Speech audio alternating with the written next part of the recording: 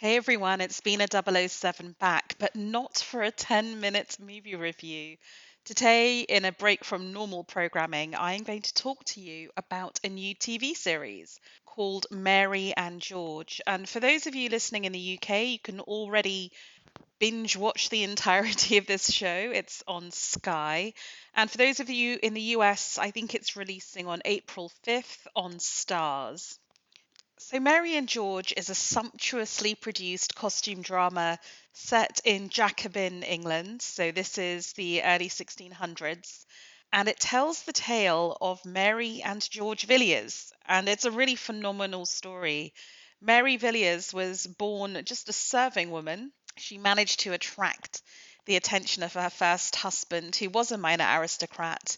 And not only did he marry her, but he faked her own aristocratic lineage. She then has a number of children, her husband dies, and she's left without money.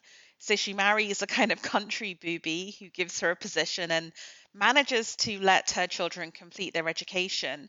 Prime among these is handsome George, who Mary realizes is just the kind of handsome young fellow that the quote unquote cockstruck King James the First of England will go for, because while King James the First is apparently happily married to Queen Anne of Denmark and has had many children, he is known for always having handsome young men around him and for lavishing his favourites with titles and money and wealth. So, for those of you who have watched The Other Boleyn Girl, this is kind of the same concept. An ambitious family, in this case a mother, pushing forward a juicy morsel, their own child, in front of a monarch in order to get titles and wealth. And it's kind of fascinating, I think, because the story of Mary Villiers is one of a woman who is incredibly intelligent, ruthless, strategic, and does set her family up. I mean, they end up as the Dukes of Buckingham. So she achieves what she sets out to achieve. She is buried to this day in Westminster Abbey, despite being a person of low birth. But the interaction between her and George is also fascinating because he is maybe a little bit like Anne Boleyn, up for it. When we first meet him, he's, a fragile young boy, but he soon learns his talent and taste for, the strategic life and for power. There's a lot to love about this new drama. It's written by D.C. Moore, based on a work of history by Benjamin Woolley. And actually, it feels to me, as much as I know about this period, that the sort of the backbone of the story and the key historical events are actually based in truth. I think the big leap of faith here is that we are showing King James I to be actively homosexual. I think when you read a lot of the letters in the history, he was certainly homosocial. It's very well known that he had his favourites and wrote love letters.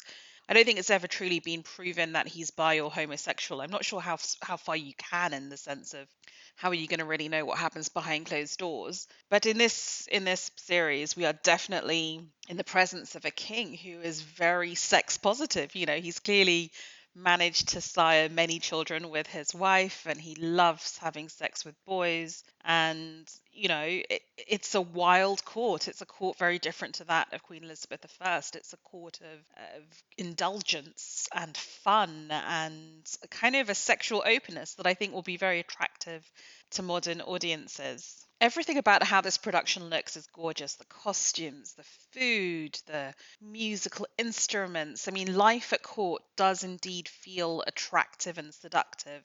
And it has to be a seductive show. The cast is, however, where it excels. We have the iconic, stunning Julianne Moore as Mary Villiers, recently seen in May December, also as a very ambiguous, morally kind of sticky character. And here, she is just masterful, especially, I think, in the first few episodes, where we see her brutally, bluntly confront the fact that she now has no money. She has to marry, the transactional nature of life. She knows she's attractive. This is something she can sell, and she's a woman on a mission. And just seeing her scheme is just absolutely fascinating and wonderful. She is not, however, a feminist. She happily sacrifices a young girl who's a rich heiress to her mentally ill and violent younger son. But even though we see her do very dark things, we cannot help but admire her resilience, her resourcefulness in a world where, women like that did not have many avenues for power, and just never mind power, but just controlling their own lives, having agency over their own future. And I think it's real testament to Nicholas Galitzine, who many of you will have seen in the frothy Amazon rom-com Red, White and Royal Blue, that he really matches Julianne Moore beat for beat. I think he's incredibly compelling in this drama.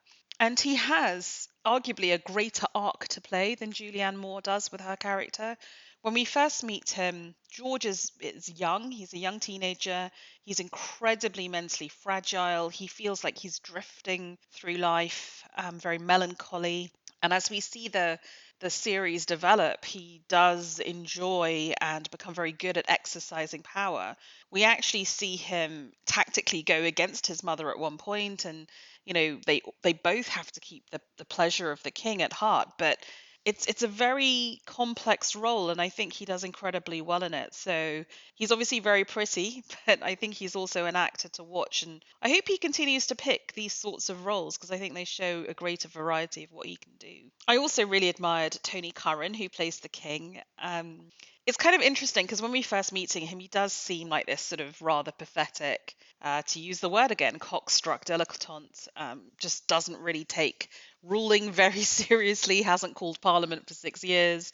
He's always off hunting and basically having sex. And as the show goes on, as James I ages, we see a more vulnerable side to him. I think we realize that he does, in some way, in his own way, love George and maybe some of his other paramours. We also see that he is quite a vulnerable figure. There's everyone competing over him and trying to bend him to their will. And he's also the king of a country that is strategically, in some senses, weak, right? You've got the Spanish, the Catholic nations. It's the Protestant versus Catholic. There's so much eating up at him.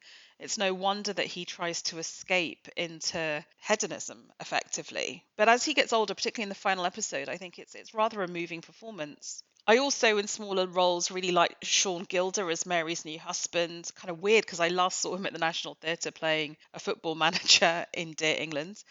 Very different role. And I also really liked National Theatre favourite Nicola Walker, who arguably gets all the best lines and scenes as the scabrous, independently wealthy Lady Harren.